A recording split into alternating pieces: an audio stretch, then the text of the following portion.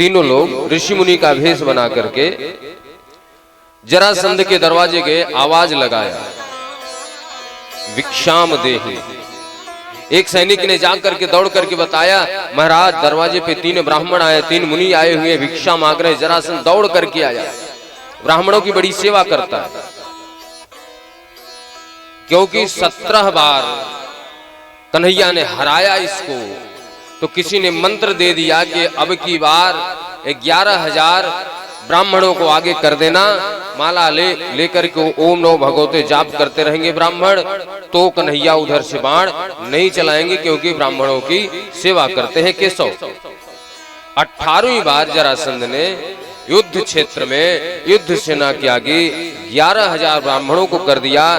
कन्हैया ने देखा कि बेचारे ये तिलक लगाने वाले, माला जाप करने वाले मेरा ही नाम ले रहे हैं, मैं ही कैसे इनके ऊपर बाण चलाऊं, तो युद्ध ही छोड़ करके भाग गए। एक नाम पड़ गया रण छोड़।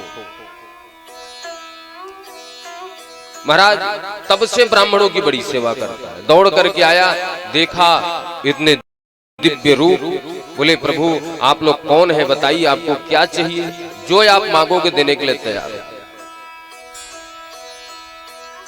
जो मांगोगे राजन, पहले आपको वचनबद्ध होना पड़ेगा, मैं जो मांगूंगा दोगे। अरे महाराज कहो, लेकिन एक बात बताओ आप लोग हो कौन, कहां से आए हो। कन्हैया ने मुस्कुराया, और कन्हैया की मुस्कुराहट जरासंध थोड़ा सा समझ गया। बोले महाराज आपको देखकर कैसा लगता है, कहीं आपसे मिले हैं हम लोग, कहीं हम लोग आपस में मिले हैं। 17 बार युद्ध हुआ है भाई, 18 बार भाग गए कन्हैया, वो अलग बात है अपने भक्तों की रक्षा करने के लिए। ऐसा लगता है कि आपको कहीं देखा हूं मैं। कन्हैया ने कहा, पीछे से अर्जुन ने हाथ पकड़ लिया, और महाराज मुस्कुराओ मत, पकड़ जाएंगे हम लोग। कन्हैया ने कहा हम लोग ऋषि मुनि, कहीं बद्रीनाथ तो कहीं केदारनाथ, अरे कहीं भेंट हो गया होगा महाराज, क्या चाहिए बताइए आप। बोले पहले वचनबद्ध होइए, जो मैं मांगूंगा दोगे। हाँ मैं वचनबद्ध हूं, दूंगा आपको, लेकिन आप अपना परिचय बताएं, आप कौन हैं, क्योंकि मैं ब्राह्मणों की सेवा करता हूं, ब्राह्मणों को मना नहीं कर सकता। अरे इन्हीं ब्राह्मणों के कारण ही तो मैंने हराया कृष्ण को। ये नहीं बताया कि 17 बार हारा, केवल एक बार जो जीता है उसका गुणगान करता है। भगवान गोविंद ने कहा, युद्धम देहि राजेंद्र द्वंद्वसो यदि मन्यसे, युद्धार्थिनो भयं प्राप्ता राजन्यान्यकांक्षिण। अरे राजा ये सोचते हो कि हम लोग भीख मांगने वाले ब्राह्मण हैं? नहीं, ये देना चाहते हो तो वचन यह दो कि आप मुझसे युद्ध करोगे। अरे बाप रे, युद्ध मांगने वाला ब्राह्मण तो नहीं हो सकता। अरे महाराज आप हो कौन, अपना परिचय बताएं। युद्ध मांगने वाले आप ब्राह्मण तो नहीं हो सकते। कन्हैया ने मुस्कुराया, कहते परिचय भी जानना चाहते हो तो परिचय सुनो। असौ ब्रिकोदरः पार्थस्तस्य भ्राता जुनो हयम्, अनयोरुमातुलेयं मां कृष्णं जानहि ते रिपुम्। ये दुबले पतले अर्जुन है और बड़े पेट वाले भीम है, और मैं तुम्हारा पुराना शत्रु, इनके मामा का पुत्र कृष्ण। अंदर से तो डर गया, बाप रे, फिर आ गया। किसी प्रकार एक बार विजय प्राप्त किया था, ये तो फिर आ गया, लेकिन मुस्कुराया, कपट भरी मुस्कुराहट। तुमसे लड़ाई, तुमसे युद्ध, जो रण छोड़ करके भाग जाए, दैत्यराज दैत्य वंश के सूर्य जरासंध रण छोड़ से युद्ध करेंगे ना, कदापि नहीं। भगवान ने कहा 17 बार हारा, वो नहीं बता रहा। और ये दुबला पतला बेचारा अर्जुन, एक मुक्के का काम है। हाँ, मेरे बराबर के भीम दादा, भीम दादा तो फूल करके चौड़े हो गए। कन्हैया से नहीं कहा, अर्जुन से नहीं कहा, इसका मतलब मेरे अंदर बल है, मैं बलवान हूं। कन्हैया बोले अभी पता चलेगा। सुबह हुआ, युद्ध प्रारंभ हुआ, सुबह से लेके शाम तक युद्ध हुआ।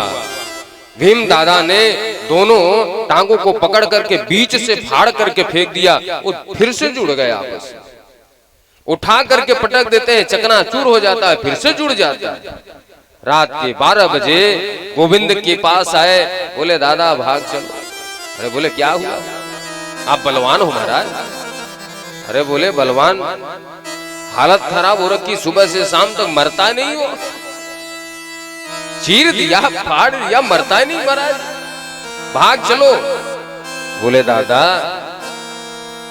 लड़ते समय थोड़ा मेरी तरफ देख लिया करो। दूसरे दिन दुआ, लेकिन अभी भी थोड़ा बल का अभिमान है, कभी कभी कृष्ण की तरफ देखते हैं, पूरा दिन दुआ नहीं मरा। फिर रात में आए 12 बजे, अब तो भाग चलो कन्हैया, हार मान लेते हैं। अप बल तप बल बाहुबल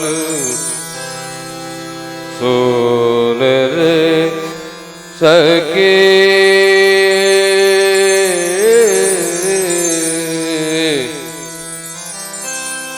निरबल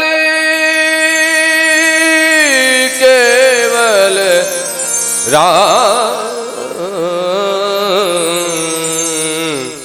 सुन सके, कर से कर मैं करहूं विधि नाना, कर से कर मैं करहूं विधि नाना, कर से कर मैं करहूं विधि नाना।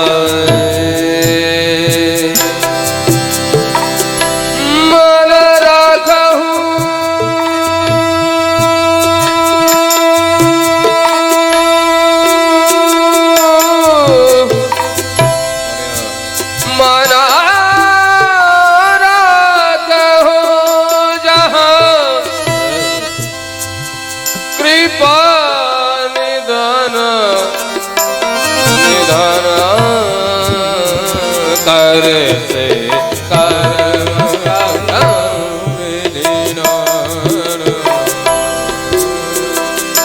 कर से करम करो विधि ना,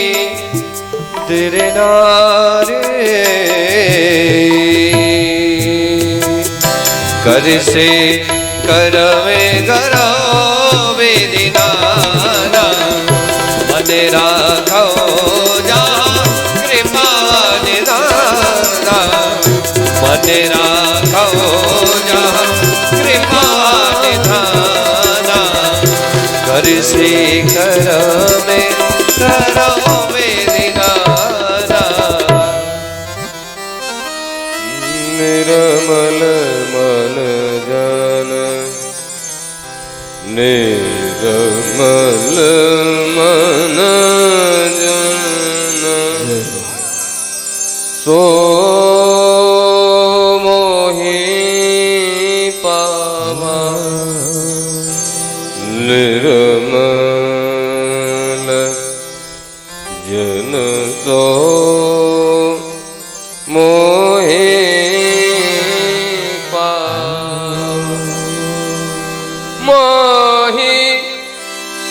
कपट चल चित्रन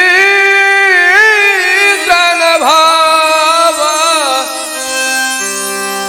मोहि कपट चल चित्रेण भावा निर्मल मन जन सो मोहि पावा निर्मल मन जने सो मोहि पावा निर्मल मन जने सो मोहि पावा मोहे कपट छल चित्रन बाबा बाबा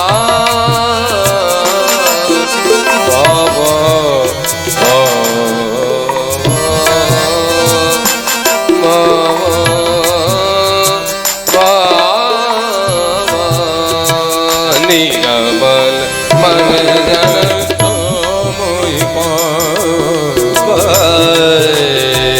मोहे कपट छल चित्रेण भावा मोहे कपट छल चित्रेण भावा निर्मल मन जन सोहे पावा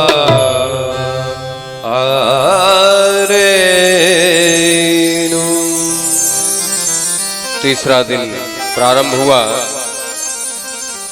भीम दादा लड़ाई तो कर रहे जरासंध से, लेकिन देख रहे कन्हैया की तरफ। कन्हैया ने एक सेक उठाया, बीच से फाड़ करके विपरीत दिशा में फेंक दिया। भीम दादा समझ गए, जरासंध के एक पैर को नीचे दबाया, दूसरे पैर को हाथ से पकड़ा और बीच से फाड़ करके विपरीत दिशा में फेंक दिया। जरासंध का कल्याण हो गया। बोलो बात के बिहारी लाल की।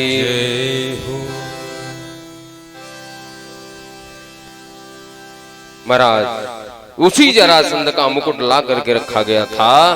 राजा परीक्षित वही मुकुट पहन करके गए थे, क्योंकि बेईमानी का था, छल का था, इसलिए कलयुग उसमें प्रवेश कर गया।